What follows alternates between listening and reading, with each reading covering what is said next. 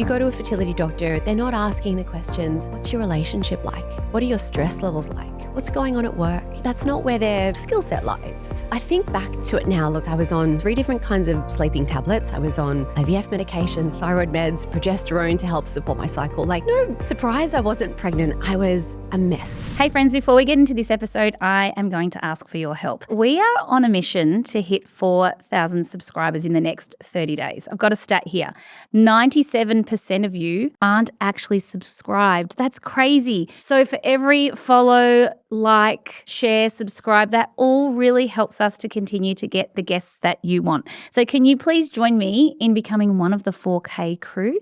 That would help me and I would love it so much. Back with a new episode of The Wellness Collective. Jennifer Edmonds joins me today. Thank you for being here. Nat, I am so excited to meet you and to be here. Thank you for having me. Yes, I'm excited to learn a little bit more about you and for our listeners to learn a bit more about you. So let's start at the beginning to just give a little bit of back information. I really want to talk to you about fertility, and that's something that you've found yourself really helping a lot of women with, but how did that come about? I guess it's the combination of 2 things that kind of intersected. So I started teaching Pilates in 2009 in my kind of mid-20s.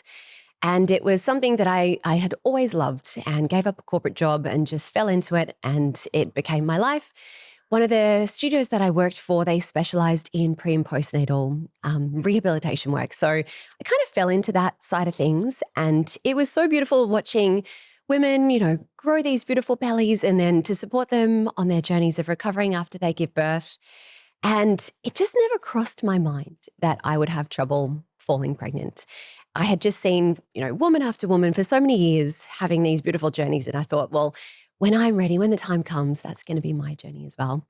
But sadly, that was not quite the way that my family building journey worked out. And when I was 33, I got married. My husband and I were so excited to start a family, but that was a very long journey that we did not see coming. So I went off birth control and my cycle never returned. Fast forward 18 months and many, many doctor's appointments and so many natural treatments that we tried as well.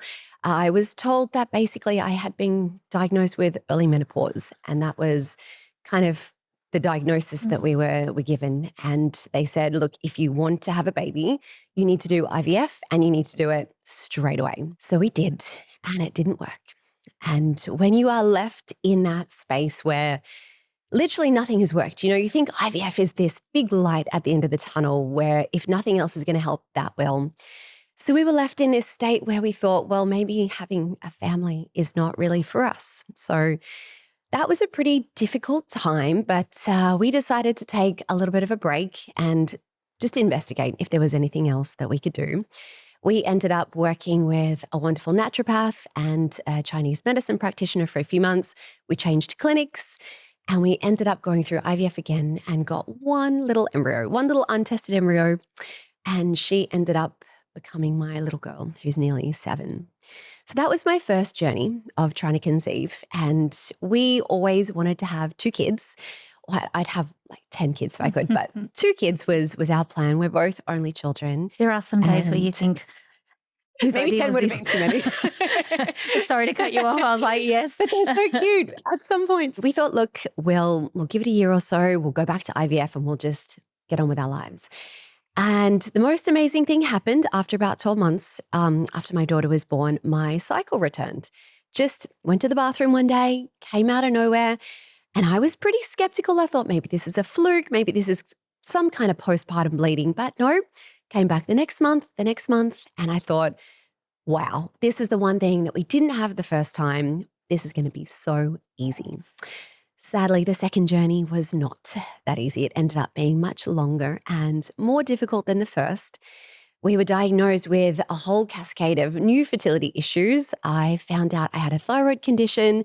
I had partially blocked fallopian tubes. I found out my AMH levels were close to 0, which is, if anyone doesn't know, basically your egg count. And we ended up with a bit of male factor infertility as well. So coupled with our age, so I think I was 37 by this stage, my doctor said, look, you need to go back to IVF. And again, you need to do it soon. So we did. And we thought, look, we don't want to be back here. We're so disappointed that it didn't work out the way we wanted. But look, it worked last time. Let's just do it and put our breeding years beyond us and move on with our lives. But sadly, it didn't work. Again, we had 2 little perfect embryos from our last round of IVF, and sadly, neither of them turned into a pregnancy. This was in March of 2020, and we all know what happened in March of 2020. There was enough stress, let alone all of that. Wasn't there? And for anyone who was going through fertility treatments at this time would know, every clinic in the world basically shut down. So we had no option to try again. I couldn't go to work. My studio was closed, and I was left in this really dark place. This kind of moments of, well, I'm so grateful for this little girl that I have, but my family doesn't feel complete. And I think so many people can relate to the journey of secondary infertility is its own difficult path as well. I developed chronic insomnia as well. I was such a mess. And I think back to it now, look, I was on 3 different kinds of sleeping tablets. I was on IVF medication, thyroid meds, progesterone to help support my cycle. No surprise I wasn't pregnant. I was a mess, to put it lightly.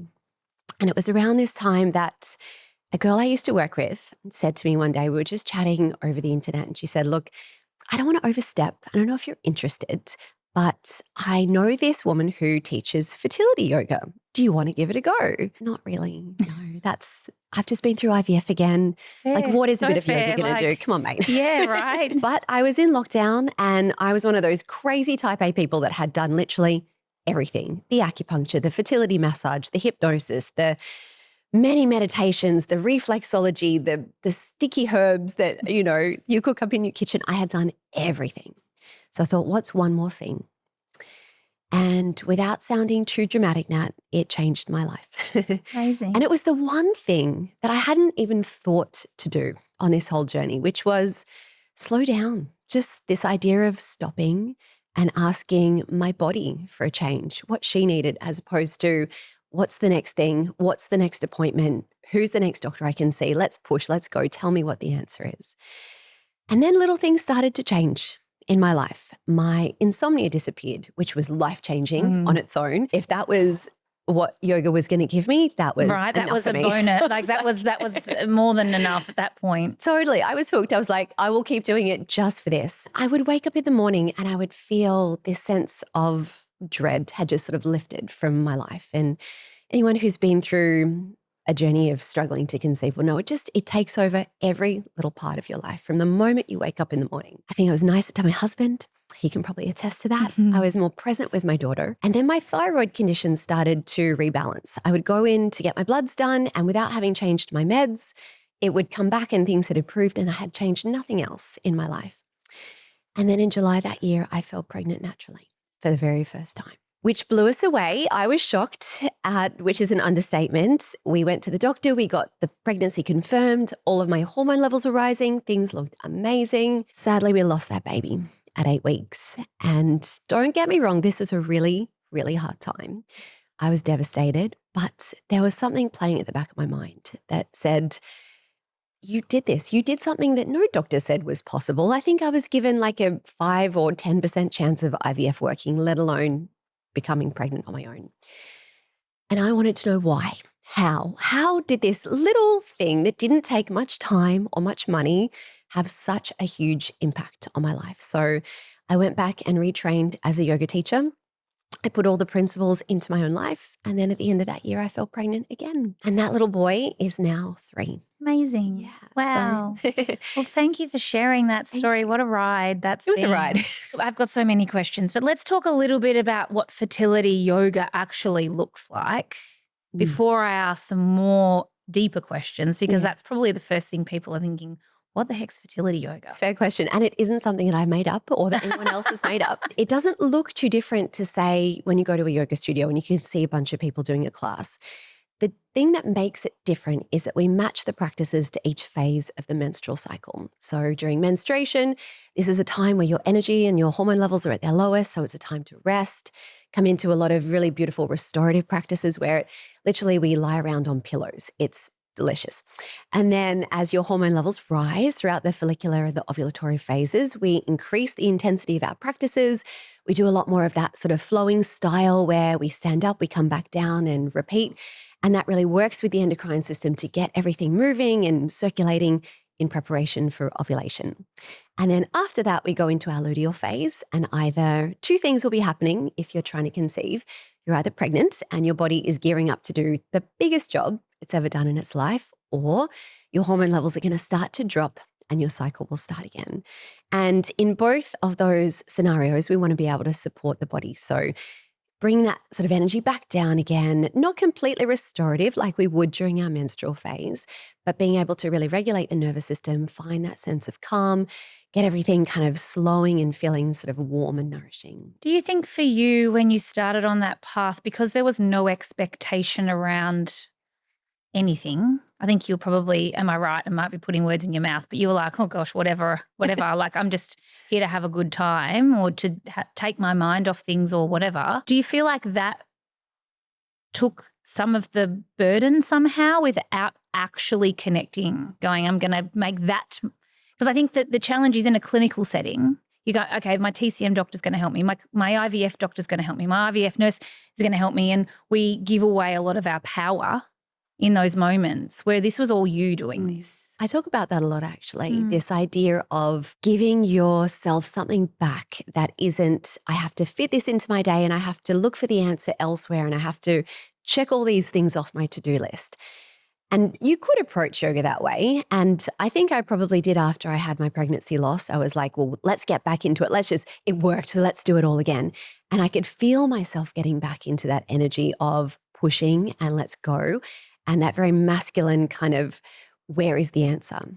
But you're right, Nat, when I first started, I didn't have expectations because I had no knowledge that I could fall pregnant on my own. I thought, well, we'll just ride out this whole COVID thing and I'll go back to IVF when I have to. But you're right, it was this beautiful balance of, I don't really have any choice. So I was forced to stop and slow down. One of the things I try to help women with is getting to that point on their own without this having a global pandemic do it for you. Right. But I really did have no expectations. It was this lovely space that I created for myself. It's almost like surrendering without surrendering, but definitely surrendering. It's a big question. I get asked that a lot. How do I surrender? Tell me how to surrender more. I mean, if we could bottle that for our clients and patients, and this is why I think we see a lot of people fall pregnant by surprise when, against all odds, they're technically not even able to or shouldn't be able to, because there's an element of giving up.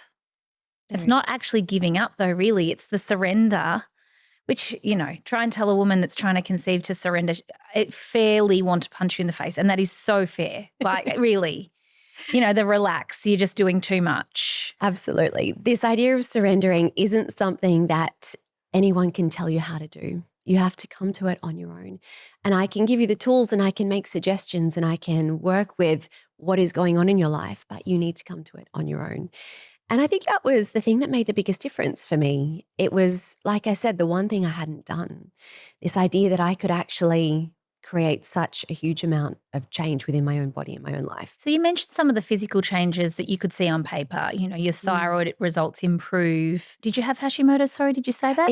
My antibodies were high and I had hypothyroidism. Right. So what were some of the other physical things that you saw change? Yes, you started sleeping better, which I think that's the hugest clue to a more regulated nervous system, is when stress spills into sleep, we got a problem. That ability to fall asleep and stay asleep, I had taken for granted my whole life. I'd never had any problem with sleep.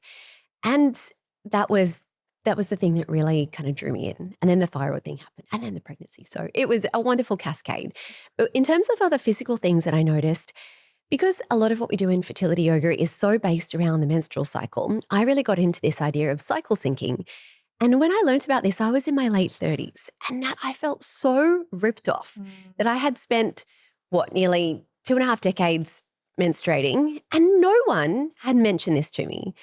And it seems like something that our grandmothers would have known and intuitively and kind of just said, well, no, at this time of the month, I don't feel like getting up at 5 a.m. and doing fasted cardio and running myself ragged. No one had ever said to me, well, there's a reason that you don't have much energy today. And, that rhetoric that we're told growing up as little girls, put in a tampon, take some painkillers, push it to the side, get on with your day, I think is really damaging in a way. It takes so much of that intuitive power that we have with our own bodies and our own menstrual cycles, and just pushes it to the side and says, well, you don't need to listen to your body. You need to just get on with what you're doing.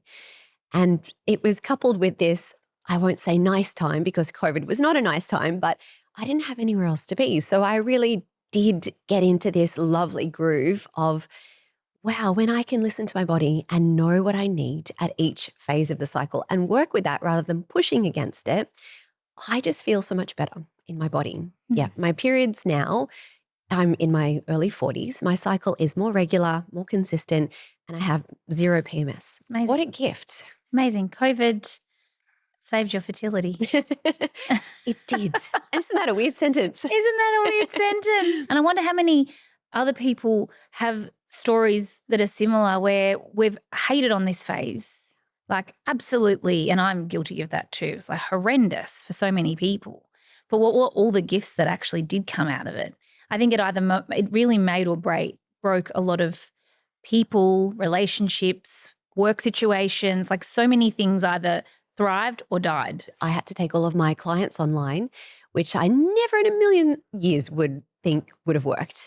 But it was so weird. The number of clients I had who didn't want to come back to the studio when we reopened really surprised me.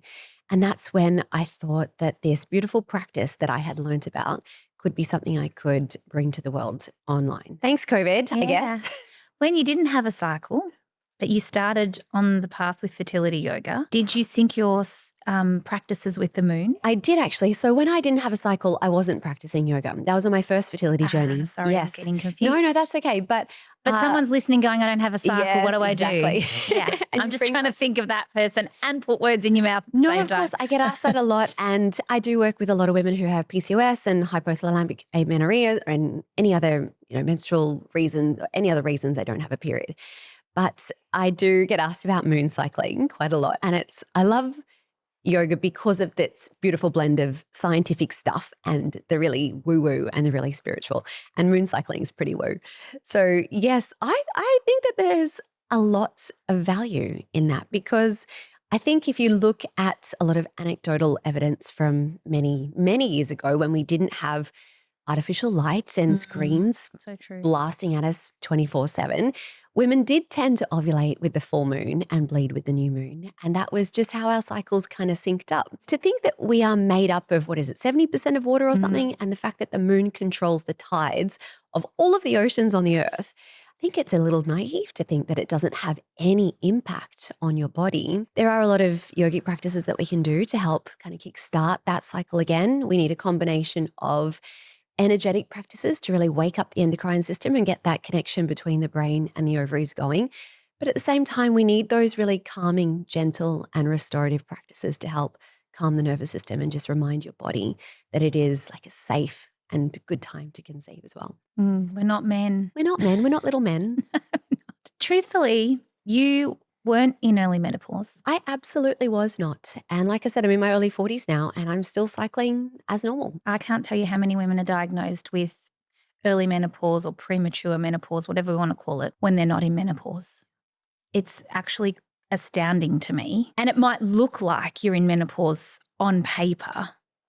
And I think that's where things really go wrong. I'd love to hear in your experience what you've seen. But for me, with patients, it's almost always a cortisol issue, which then obviously connects back to the nervous system and then the endocrine system. And then, you work with them in regulating all the things that you're talking about, and lo and behold, their cycle comes back. Other than showing people that that's what's possible, it's actually really disheartening. Really disheartening. And it isn't something that doctors are asking.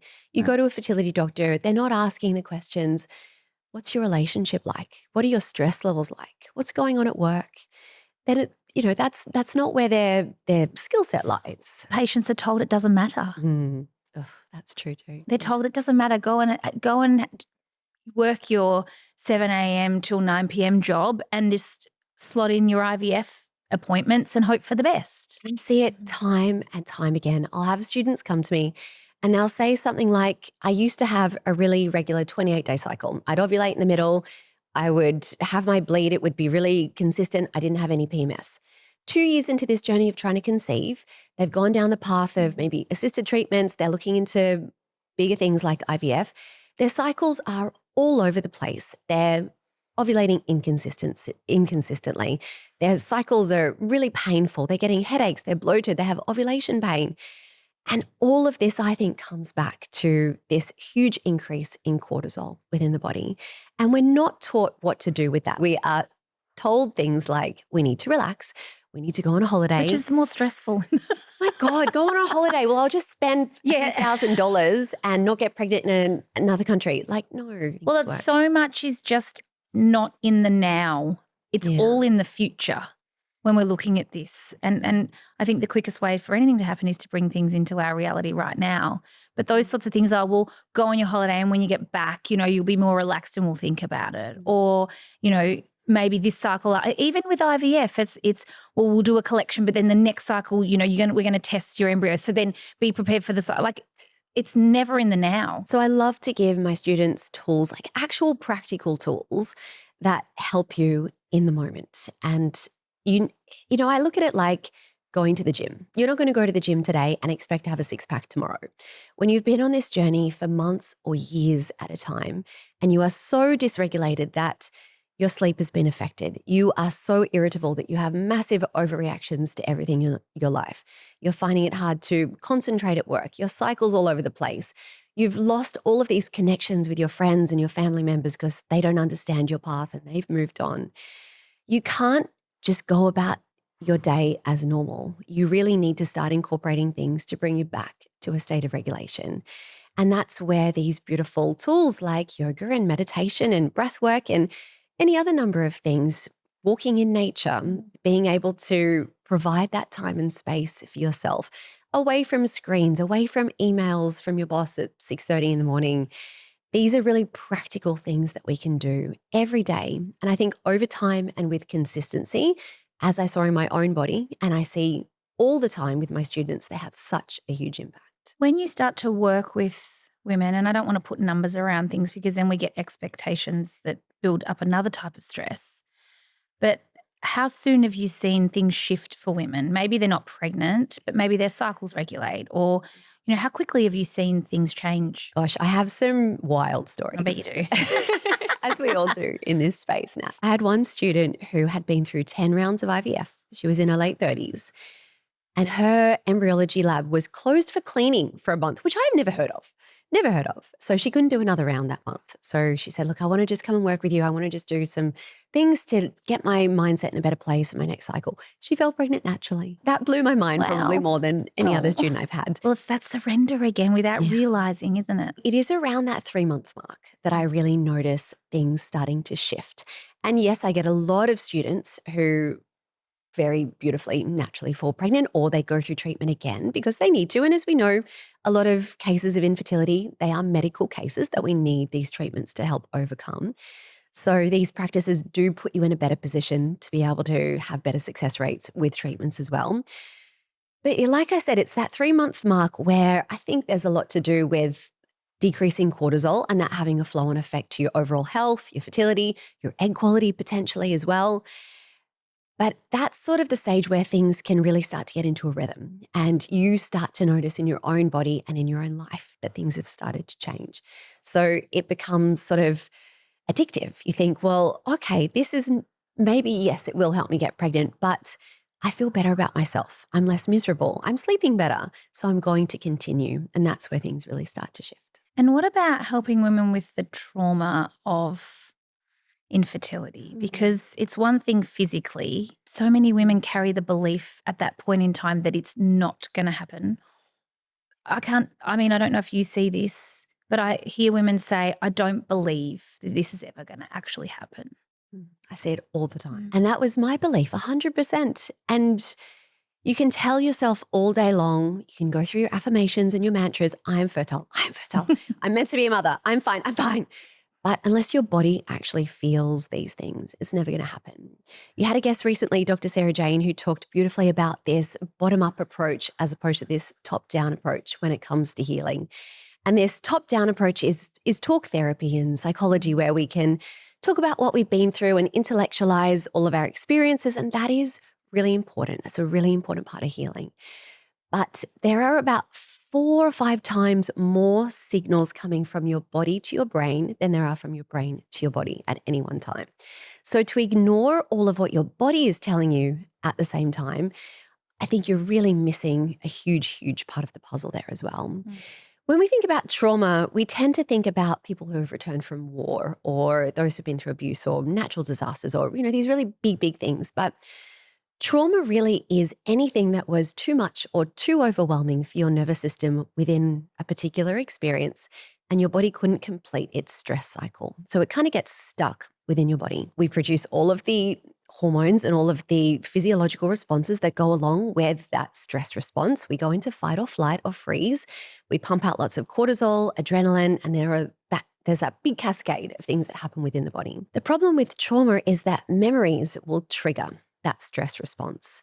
And when you have been on a journey of trying to conceive for a long time and it hasn't worked, and you've been through treatments that haven't been successful, and you're basically a pincushion, your body is taken away from you. We were never meant to be poked and prodded and being given all these procedures and surgeries, and the list goes on. And then you add to that pregnancy loss and the trauma of losing a baby when you've wanted that baby so, so much. We really discount what we've been through. And I don't think that there is a better description of PTSD than those who have been through infertility for a long period of time. I see it in my students over and over again, like they're frozen. They can't even go back to the fertility clinic. They cannot make their bodies walk in there. And being able to unravel that is a big job. That is where we need these somatic practices like yoga, where we come into our bodies. And don't get me wrong, I mean, yoga's not for everyone. Everyone doesn't have to do yoga if you're struggling to conceive, but you need to do something. Right. You need to find something that helps your body and your mind to get back into a place of calm and safety and regulation. I think that's so true. It's not necessarily that yoga's going to work for everybody, but what is the thing that is going to shift the belief and help with the healing of that? We say time will help to heal, but for that person that is constantly triggered, you don't have time whilst you're doing these procedures often. It's often one after the next, and the trauma and the belief just becomes more and more, amplified. I think hope's very important actually at that point. I agree. And I like to use the word possibility. It just feels like you have more power and control over something that feels possible. Whereas hope, I feel like you're kind of reaching and just praying that everything comes together. But you're right, absolutely. You do need to be able to have that sense of what could be your future, because otherwise you'll give up. And don't get me wrong, there's nothing wrong with giving up. If you get to the place where you decide that this is too much for me and I've given it everything I possibly could and I need to move on with my life, that's okay too.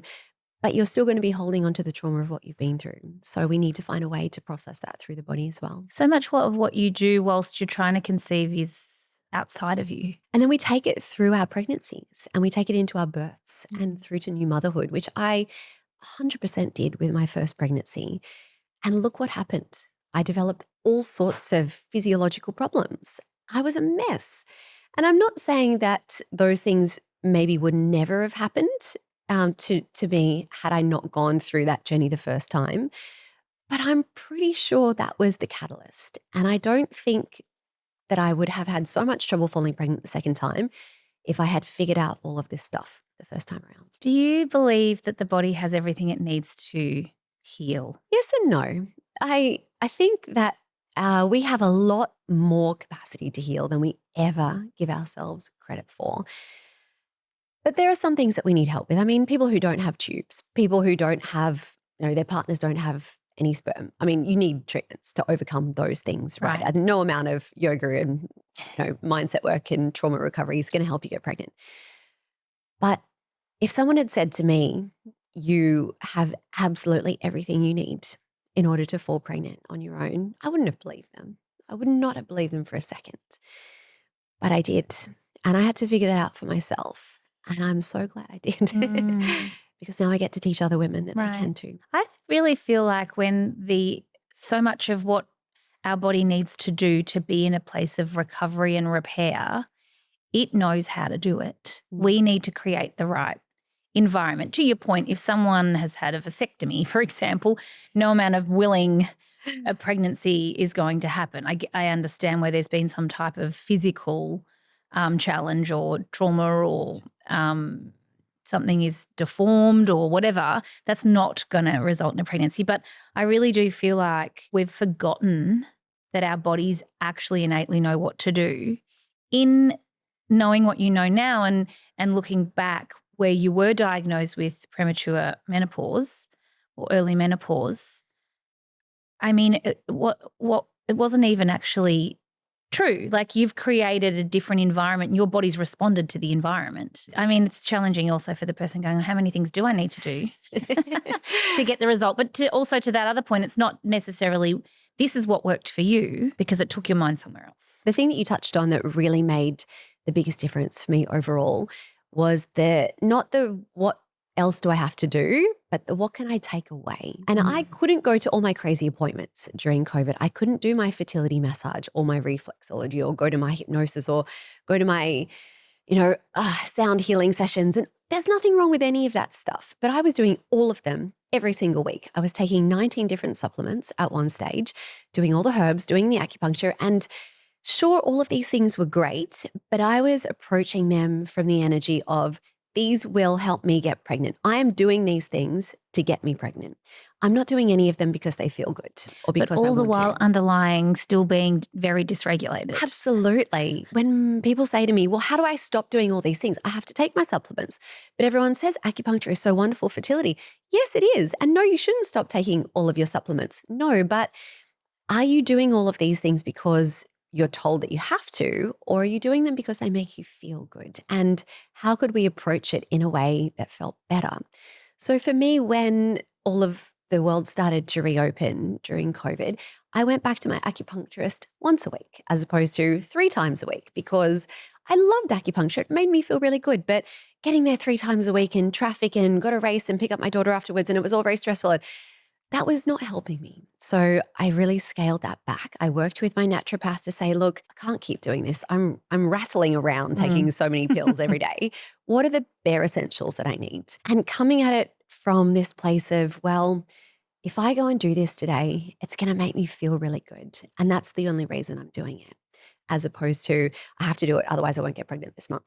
That was what really changed things for me. I think that's so important because I think all too often we don't feel good when we're going through these processes. In fact, some women would say they probably feel the worst they've ever felt. So it's about how can I bring in some things that are going to help me to feel more like me, or at least I know that this helps me sleep, or I know this helps me to be more calm, or whatever it needs to be. It is hard. It's really hard. It's the hardest thing I have ever been through. When I put posts up on social media about women wanting to share their journeys and the comments that people write, and it is heartbreaking. Really, it is one of the hardest things you will ever go through. We need to find ways to give you your life back again. And in whatever capacity we can do that, it is worth doing. Did you say you were 33 when you first wanted children? Yeah. What would you say to that 33-year-old now? Go off birth control a lot sooner.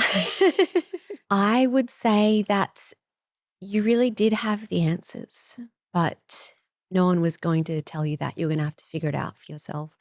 And it was going to take many, many years. So if that is you and that is where you're at, maybe you do need a little bit of help. Maybe you do need a little bit of medical help, but you have so much more power than you realize. So beautiful. Thank you so much for being here today and chatting through all of your story with us and being so open to sharing. I know that women are going to hear this and have that Me Too connection. For any woman that's listening going, oh my goodness, I need more of this, where can they find you? Sure. So my company is called Element Pilates and Yoga. So you can find me on Google, which is my website. You can also find me on Instagram, YouTube, and TikTok. My handle is Jen Element Pilates Yoga. So you can search and have a look. I have a lot of free resources. I have a lot of wonderful courses and programs that you can come in and join me in. And I would absolutely love to connect. Amazing. Thank you so much. Thank you for listening to this latest episode of The Wellness Collective. If this has resonated with you, we'd love to hear back from you. Don't hesitate to reach out. And of course, don't forget to rate the podcast because that makes me happy. That regulates my cortisol levels. Thanks for listening. Bye for now.